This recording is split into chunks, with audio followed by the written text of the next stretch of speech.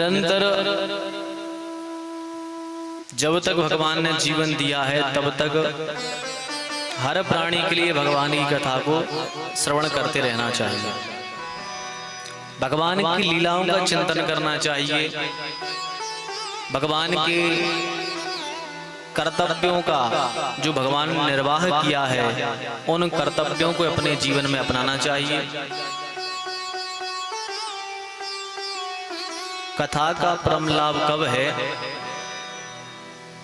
जब हम कथा को श्रवण करें और कथा को अपने जीवन में अपना लेवें, तब जाकर के कहीं कथा का परम लाभ है। यहां जितने लोग बैठे हैं सबको लाभ तो मिलेगा कथा श्रवण से, लेकिन परम लाभ कब मिलेगा? जब कथा भी सुनेंगे और उसको अपने जीवन में अपनाएंगे भी। यदि ठाकुर जी की छत्र छाया में बैठे हो तो लाभ तो मिलेगा, लेकिन केवल आप लाभ लेकर ही सीमित रह जाओगे, परम लाभ की प्राप्ति नहीं हो पाएगी।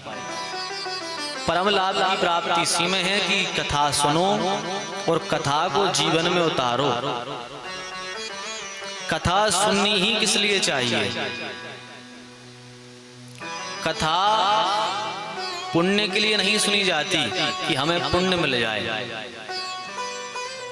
आप लोगों को कहोगे कि महाराज पुण्य के लिए सुनी जाती, फिर काहे को सुनी जाती है कथा? कथा कभी भी पुण्य के लिए नहीं सुननी चाहिए, क्योंकि पुण्य ऐसा है कि बाजार में तो कोई मिलता नहीं कि संसार की किसी दुकान पर मिलता हो पुण्य। यदि पुण्य के लिए कथा सुनोगे तो आपके लिए यह कथा ज्यादा जो है आप जीवन में उतार नहीं पाओगे। कथा ना तो पुण्य को सुनो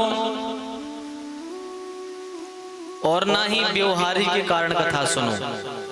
कथा यदि सुन रहे हो तो कथा का उद्देश्य केवल यही है कि अपने जीवन को सुधार लो।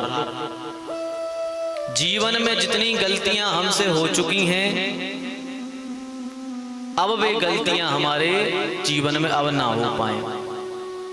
जितना जीवन हमने निकाल दिया जैसे तैसे निकल गया, लेकिन यदि जब अब जाग गए हैं, ज्ञान हो गया है, तो जीवन को बदल लेना चाहिए।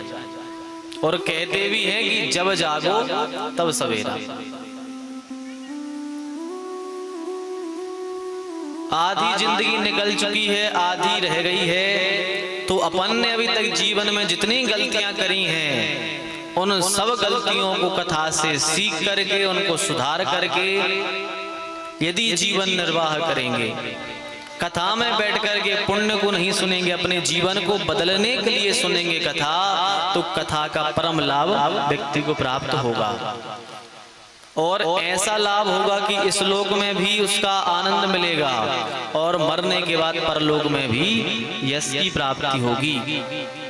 दोनों लोकों में यश मिलेगा, इस लोक में भी और परलोक में भी। जो व्यक्ति जीवन भर अच्छे कार्य करके मरा करता है तो संसार तो उसकी यश गाता ही है, उसकी प्रशंसा करता ही है। देवलोक में देवता भी ऐसे प्राणी की प्रशंसा किया करते हैं। इसलिए ऐसे कर्म करो कि देवता भी प्रशंसा करें। ऐसे कर्म ना करो कि लोग मरने के बाद ये ना कहें कि भगवान ने अच्छा किया कि जी चले गए, वरना आधे से गांव खजे बिगाड़ के चले जाते। ऐसे कर्म करो कि लोग कहें कि भैया ऐसा आदमी यदि गांव में होता तो पूरा गांव सुधर जाता। मरना सबको है, यह सत्य है, रहना किसी को नहीं है। यहां यदि आए हो तो नाम कमा करके जाओ, यश कमा करके जाओ, अच्छे कर्म करके जाओ कि मरने के बाद लोग कहें कि यार आदमी तो अच्छा था, भगवान ने उसके साथ अच्छा नहीं किया। कई लोग जब अपने जाते हैं तो अपन यही कहते हैं, जो अच्छा जाता है तो लोग कहते हैं कि भैया भगवान ने अच्छा नहीं किया। ऐसे आदमी को भगवान को नहीं उठाना था। इसलिए अच्छे कर्म करके जाओगे तो लोग कहेंगे अच्छा, और बुरे करके जाओगे तो लोगों को फर्क पड़ने वाला नहीं है। व्यक्ति अच्छा है या बुरा, और व्यक्ति स्वर्ग जाएगा कि नरक, ये तत्काल पता लग जाता है मरने के बाद। मरने के तत्काल बाद पता लग जाता है कि व्यक्ति स्वर्ग को जाएगा कि नरक को। एक बार एक पंडित जी के बालक काशी में पढ़ के आए, सब कुछ पढ़ लिया उन्होंने, सब विद्या ग्रहण कर ली। सोचने लगे कि हमसे बड़ा विद्वान कोई नहीं है। एक वेश्या मिल गई रास्ते में। वेश्या बोली, क्यों पंडित जी, हमने सुना सब कुछ पढ़ लिया तुमने? बोले, हाँ सब पढ़ लिया। सामने से आरती चली जा रही थी। वेश्या बोली, बताओ महाराज, ये स्वर्ग जाएगा व्यक्ति की नरक जाएगा? पंडित जी बोले, हमने जो नहीं पढ़ोगे, जो स्वर्ग जाएगा नरक हमें नहीं पता कहाँ जाए। वेश्या बोली, हम बता रहे कहाँ जाए। बोले, कहाँ? बोले, स्वर्ग जाए है। उसने कह दिया, हम कह रहे कि ये स्वर्ग जाएगा। पंडित जी ने कहा, कैसे कह सकती हो कि स्वर्ग जाएगा? तो वेश्या कहती है, इस आरती के पीछे जितने लोग चल रहे हैं वे सब उसकी बड़ाई करते जा रहे हैं कि बड़ा अच्छा आदमी था, कभी किसी का उसने बुरा नहीं किया, पर हमेशा लोगों की सहायता करता था। तो जिसके पीछे लोग बड़ाई करते जाते हैं तो समझ लेना चाहिए कि वो सीधा भगवान के धाम को ही जाएगा, और जिसके पीठ पीछे लोग बुराई करते हैं कि अच्छा चला गया, तो समझ लेना चाहिए कि वो निश्चित ही नरक में जाएगा। और संसार में केवल खून के ही रिश्ते नहीं होते, खून से ही रिश्ता नहीं होता भैया, व्यवहार से, विश्वास से भी रिश्ते बना करते हैं। इसलिए किसी का कभी विश्वास ना तोड़ो, किसी का अहित ना चाहो, हमेशा अपने से दूसरे को मान देने की प्रयास किया करो कि हमसे दूसरा नाराज ना हो जाए।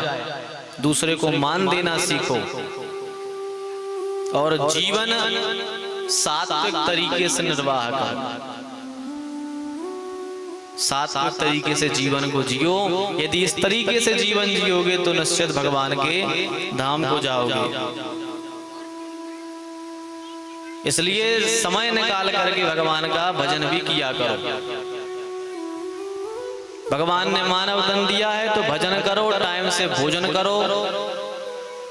अब कई लोग तो कमाने में इतना व्यस्त रहते हैं कि उनको भोजन की फुर्सत नहीं रहती। लेकिन भैया कमा किस लिए रहे? पेट के लिए। अब आदमी कमाता पेट के लिए है, लेकिन जोर दाएं से जैसे पीठ पे बांध के ले जाना हो। इसलिए कमाओ उतना और बढ़िया खाओ भी उतना कि जितना अपन को समय पर चाहिए। हमारे जो पंडित जी हैं, आचार्य जी पाठ कर रहे बगल में बैठे, दिखा रहे सब जनों को जी अलार्म भरे खावे को। सवेरे 10 बजे बजा थे, रात के 8 बजे बजा थे। हमने पूछी, पंडित जी अलार्म काहे भरे?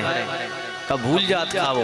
कह लगे हम कछु कछु काम में भूल जाते, व्यस्त हो जाते हैं, और अलार्म बज जा सो में याद आ जा सो सब काम छोड़ के पहले खा भी जाते हैं, चाहे घरे हुए चाहे बाहर।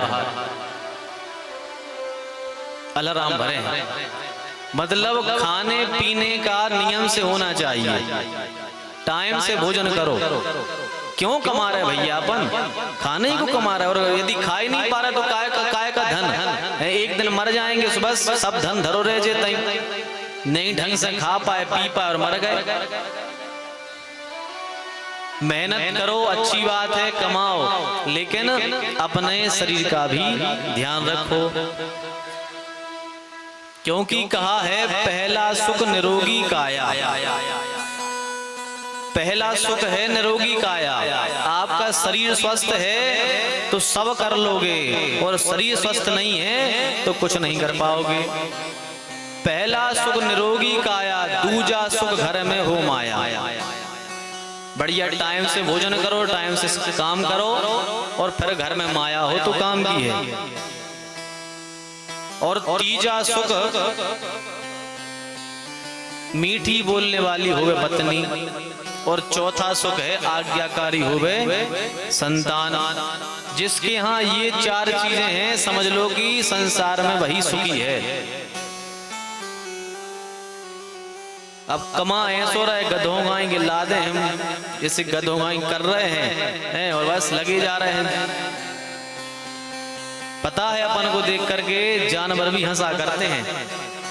चार जानवर हंसते हैं अपन को देख के इंसानों। अपनी बनावटी बात नहीं कह रहे, भागवत में लिखा हुआ है। चार जानवर हंसते हैं मनुष्यों पर। कौन कौन से? बोले स्वबिडवरा। सबसे पहले कुत्ता अपन को देख के हंसता है। अपन को देख के कुत्ता हंसता है।